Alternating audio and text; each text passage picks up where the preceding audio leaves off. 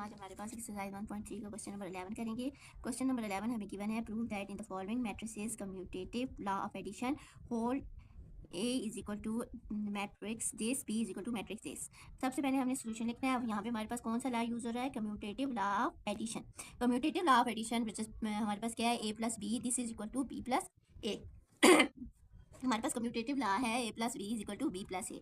सबसे पहले हमने यहाँ पे क्या करना है कि लेफ्ट हैंड साइड को हमने लेना है। लेफ्ट हैंड साइड हमने क्या करनी है? A plus B is equal to एक मैट्रिक्स हमने लिखना है, उसके बाद हमने प्लस का साइन डालना है और उसके बाद हमने B मैट्रिक्स को लिखना है। इन दोनों को जब हमने ऐड किया तो हमारे पास मैट्रिक्स क्या आ गया? 8 4 2 6। ये हमारे पास कौन सी साइड थी? लेफ्ट हैंड साइड हमने जो है वो फाइंड कर लिया। अब हम क्या करते हैं? राइट हैंड साइड को लेते हैं। राइट हैंड साइड हमारे पास क्या है? B प्लस ए। बी मैट्रिक्स को हमने पहले लिखना है, उसके बाद प्लस का साइन डालना है और फिर ए मैट्रिक्स को लिखना है। जब हमने इन दोनों को लिख लिया उसके बाद हमने क्या करना है? हमने इन दोनों के आपस में एडिशन करनी है। हर एक एलिमेंट को दूसरे के साथ ऐड कर लेना है। एडिशन के बाद हमारे पास जो आंसर आया है वो है 8 4 2 6। अब हमारे पास राइट हैंड साइड भी फाइंड हो चुकी है। आप देखें तो लेफ्ट हैंड साइड में भी हमारे पास यही मैट्रिक्स है 8 4 2 6 और इसी तरह हमारे पास राइट हैंड साइड में भी यही एलिमेंट है जो ए में है। अब हम यहाँ पे लिखेंगे so left hand side is equal to right hand side. यहाँ पे हमने commutative law with respect to addition हमने फाइंड कर लिया है। अब क्वेश्चन नंबर 11 का पार्ट 2 हमारे पास क्या है? C is equal to this matrix and D is equal to this. हमने यहाँ पे भी क्या फाइंड करना है? Commutative law with respect to addition. Commutative law of addition with respect to addition हमारे पास क्या है? C plus D is equal to D plus A.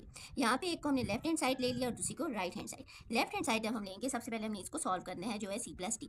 C plus D को जब हमने लिया तो पहले C मैट्रिक्स लिखा, उसके बाद हमने प्लस का साइन डाला और फिर हमने D मैट्रिक्स को लिखा। इन दोनों को ऐड किया तो हमारे पास क्या आ गया? -6 0 0 3 5 7 हमारे पास लेफ्ट हैंड साइड आ गई जो है C प्लस डी। अब हमने क्या करना है? राइट हैंड साइड को लेना है। राइट हैंड साइड हमारे पास क्या है? D प्लस सी। पहले हमने D मैट्रिक्स लिखना है, उसके बाद हमने प्लस का साइन डालना है और फिर C मैट्रिक्स को लिखना है। जब इन दोनों को हमने ऐड किया तो हमारे पास क्या आ गया? -6 0 0 3 5 4। अब हम देखें तो लेफ्ट हैंड साइड में भी हमारे पास G मैट्रिक्स आ रहा है और राइट हैंड साइड में भी ये आ रहा है। So left hand side is equal to right hand side. यहाँ पे हमने commutative law with respect to addition हमने फाइंड कर लिया। जब हमारे पास ये दोनों साइड इक्वल आ गई तो हमारा जो लॉ है वो प्रूव्ड हो गया है। क्वेश्चन नंबर 12 है हमारे पास। अब एक्सरसाइज 1.3 का, verify the A plus into B plus C is equal to A plus B into plus C for following matrices. अब हमारे पास यहाँ पे A मैट्रिक्स गिवन है, B है और C है। अब हमने यहाँ पे क्या फाइंड करना है? Associative law with respect to addition. पीछे हमने पढ़ा था addition law with respect to addition. अब यहाँ पे हमारे पास एसोसिएटिव लॉ है। सबसे पहले हमने एसोसिएटिव लॉ को लिखना है। हमारे पास जो गिवन है A plus into B plus C is equal to A plus B into plus C.